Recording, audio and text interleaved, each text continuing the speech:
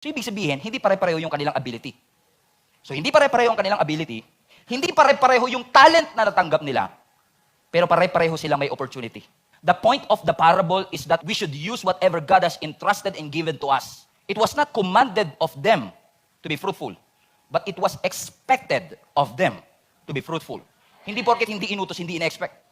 It was not commanded of them, but it was expected of them. Hindi inutos na maging fruitful ka. Hindi sinabi ng Lord, payamanin mo ang lahat ng resources na meron ka. Hindi sinabi ng Lord, mag-aral ka pa para mas bumuti ang iyong talento. But it was expected of us na pinagkatiwalaan ng Panginoon to do everything in our power na palaguin at hindi itago ang mga resources na ipinagkaloob ng Panginoon sa atin. Ang nakita kong difference sa kanilang tatlo, yung dalawa, nakita nila na yung pinagkaloob sa kanila ng master is an opportunity to invest, to grow, paramihin.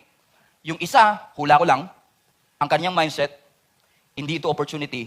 Ang kaibahan nila, yung dalawa inisip opportunity, yung isa inisip responsibility.